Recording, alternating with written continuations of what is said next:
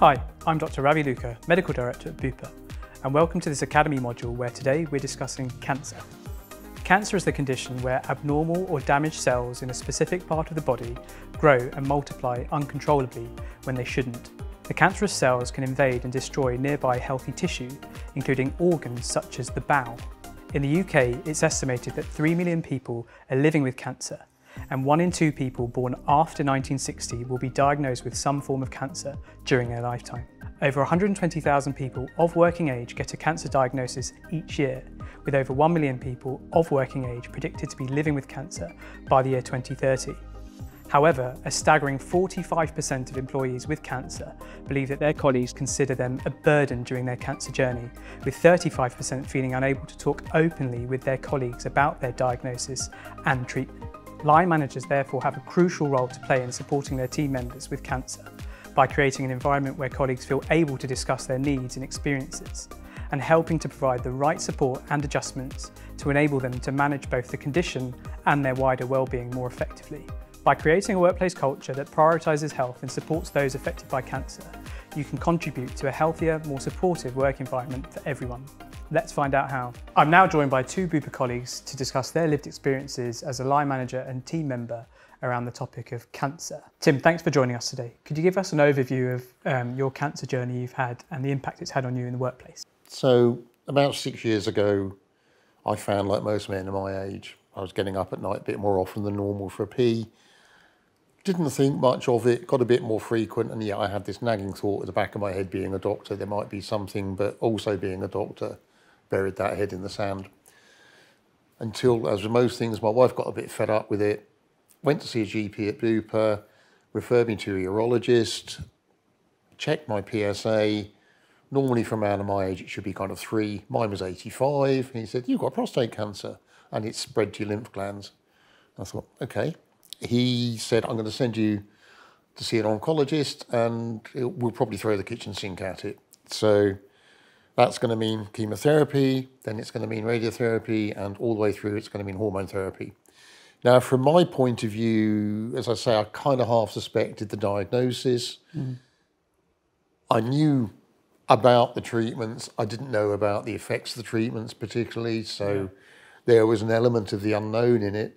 And I didn't really know at that point what impact it was going to have with regard to work. Did this mean I was going to have to take months off?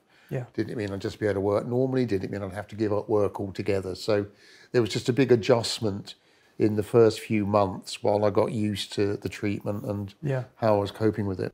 Could have quite easily taken 3 months off while I had my chemo. Yeah. But I think that probably would have made things worse for me. Yeah. So it was a case of building work around the fact I was going to be tired for 2 or 3 days every couple of weeks for my chemo.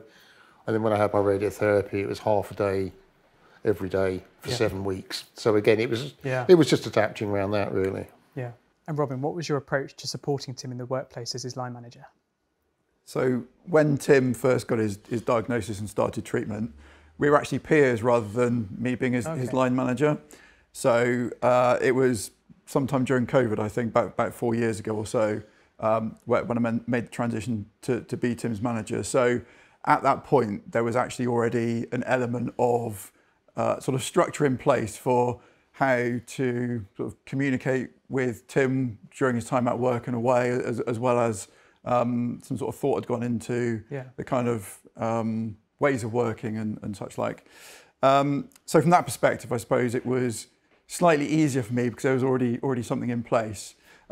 That said, you know, a bit like Tim, I'm also a GP and I've seen lots of patients and dealt with lots of patients over the years. But for me, this was the first time that I'd had a team member that I was now responsible for in the workplace that was undergoing something significant. Yeah. So for me, there was also that learning curve, the learning curve in terms of how best to support Tim, sort of how to navigate the system, but also understanding what other support was available. Yeah.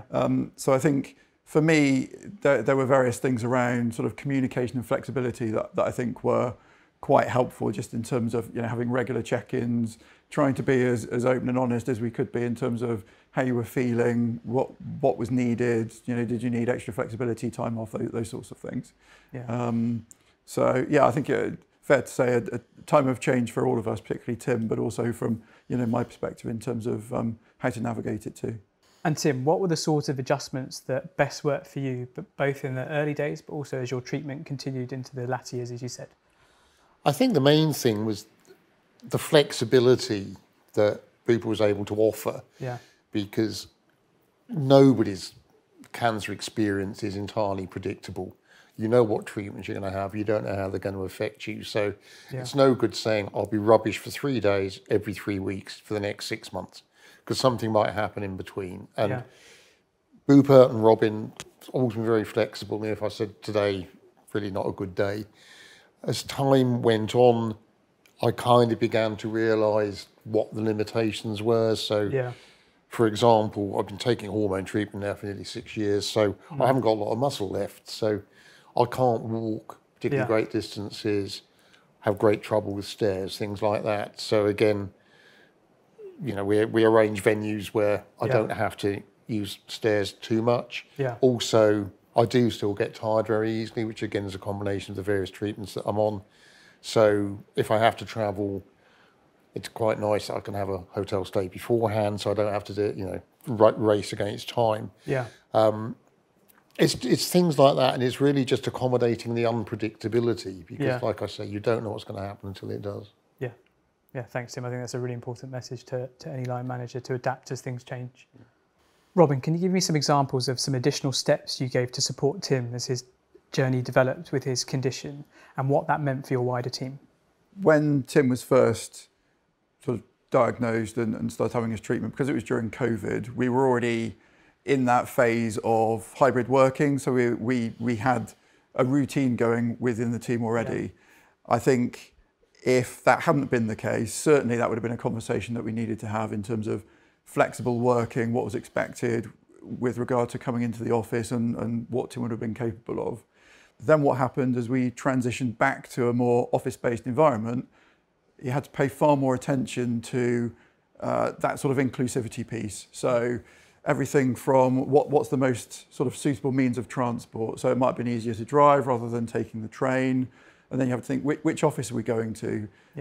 Is there a lift or an escalator? You know, is the room suitable? Things which maybe you'd taken for granted previously, suddenly it was something that you had to think about, and actually think about far enough in advance to make it happen. So again, I think, you know, I very much called on support from the broader team to help me with some of those things. And again, it comes back to that point just about having open and honest conversations about, did Tim even need to travel? If he did, what did he think he was capable of for that particular journey?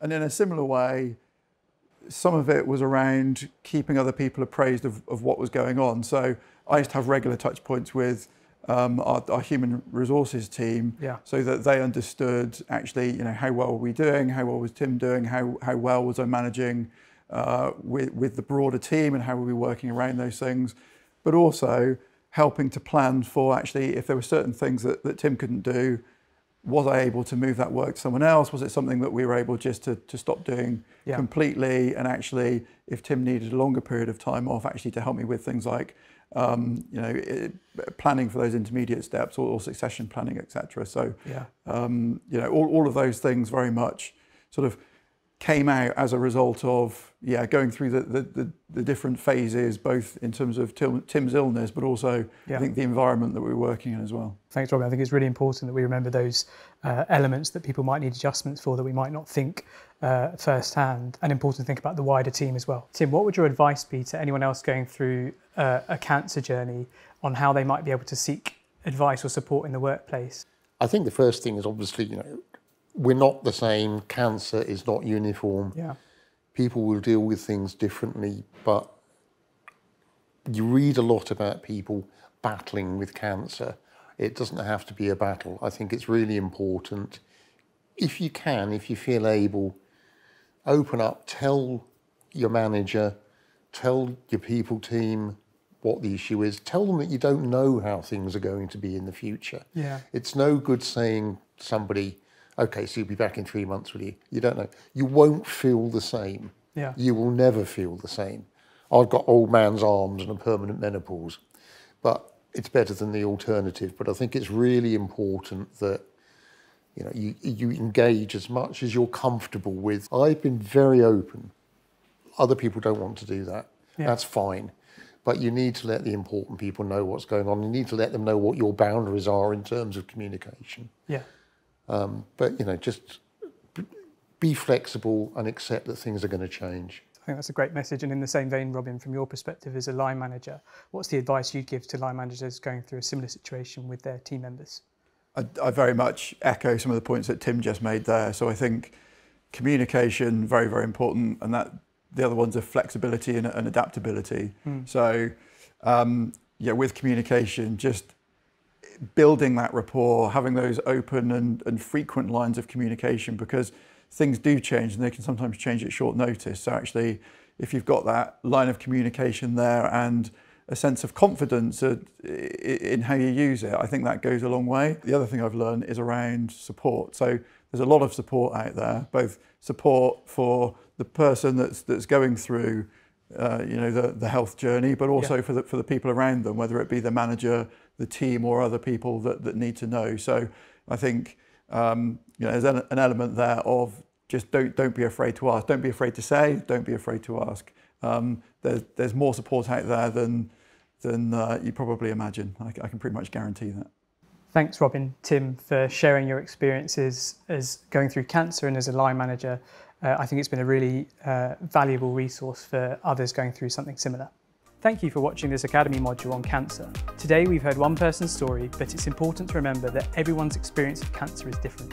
What matters most is creating a culture where people feel safe to speak up, seek help and support one another without fear of judgment. Having the right conversations as a line manager is often the first step towards helping team members navigate living with cancer by understanding the challenges and putting the correct support measures in place to try and help alleviate them. For more tools and support for dealing with health and wellbeing issues in the workplace, head to Bupa's Workplace Academy webpage at www.bupa.co.uk/academy. If you're a Bupa Health Insurance customer with cancer cover, you're supported by our Cancer Promise. If you're diagnosed with cancer, we'll be there to look after you from diagnosis through to treatment. You'll also get fast access to our specialist cancer centres for diagnosis and treatment plans for breast, bowel and prostate cancers. Thanks again for watching.